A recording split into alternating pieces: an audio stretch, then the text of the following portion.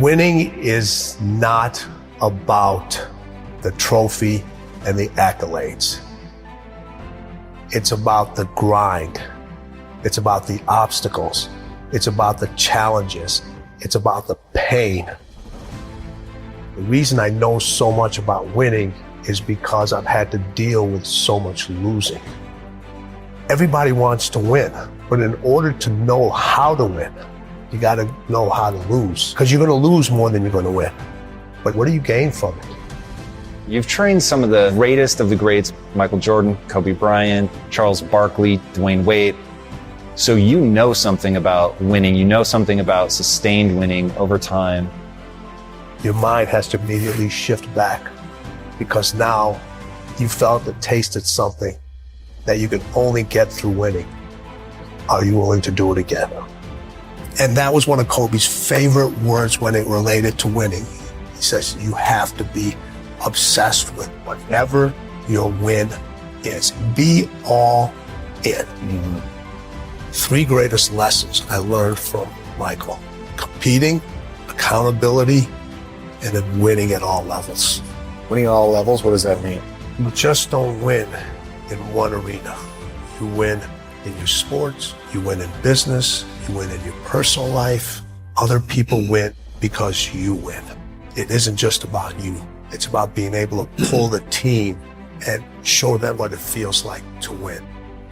And this isn't about playing basketball like Michael Jordan did, like the late, great Kobe Bryant, Dwayne Wade. This is about having the mindset to win. When you fail, your feelings give you excuses. Your mind makes you more resilient.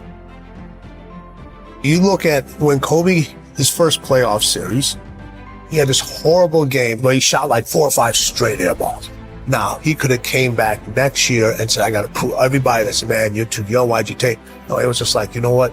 That's on me. I have to own that moment. Now, I got to prove to myself I can overcome this, because now everybody else is doubting me, but I can't doubt myself. Everybody told MJ, don't go to North Carolina. You'll never play. You shouldn't be here. And Michael went out and he said, I don't need to prove to coach. I don't need to prove to Buzz. I need to prove to myself that I belong here. I always say you can have fear, but you can't have doubt.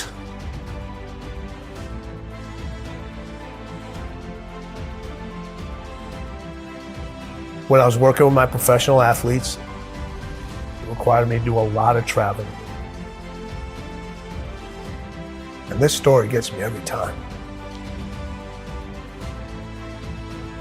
So when people say it didn't hurt, it still hurts. I was packing for a trip. My daughter walks into the room. She says, Dad, why do you travel so much? I said, sweetheart, this is how I provide for the family. This is how I take care of you and Mom. This is how I put food on the table. She looks at me and says, Daddy, if I eat less, will you stay home more? Now people would think in a fairy tale, or most people would say, I unpacked my suitcase. I'm not going to take this trip. All right, let's go grab some ice cream or let's go out. I kept packing. Why? I had to set an example for her early of what it meant to win and what you have to leave behind sometimes in order to pursue what's unique to you. And I wanted her to understand this is who I am. And I want to set an example for you. I had a conversation with her later on to tell her why I did all those things. In the middle of the conversation, she stopped me. She goes, I get it. I understand. She saw the results. She saw how it brought us closer together. She understood my dedication to my craft and what it took to excel and what it took to be different and what it took to stand by unpopular decisions, knowing that every successful person that I've met, every successful person that I know had to make those decisions over and over again. There are things that are going to have to take a back seat. You're going to have to leave a lot of things behind.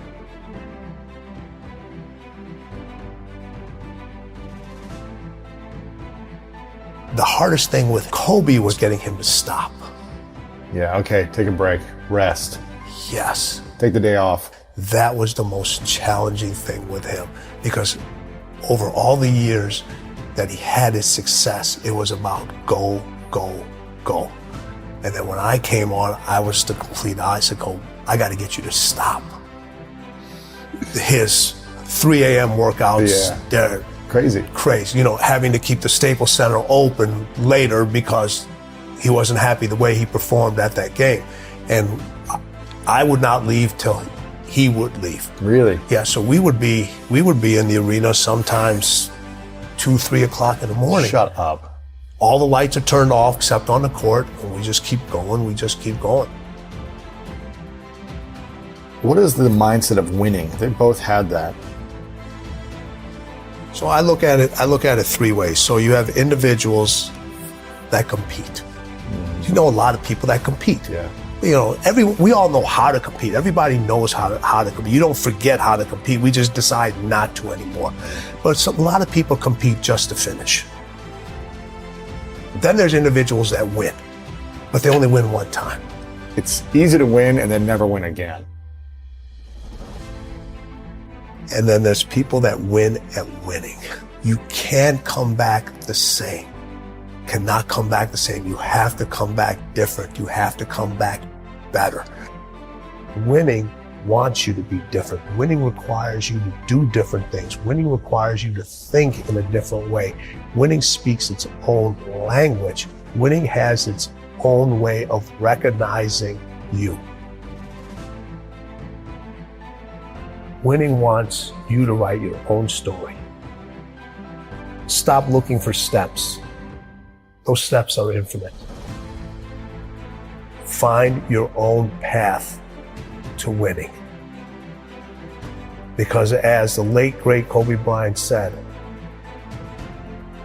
winning is everything.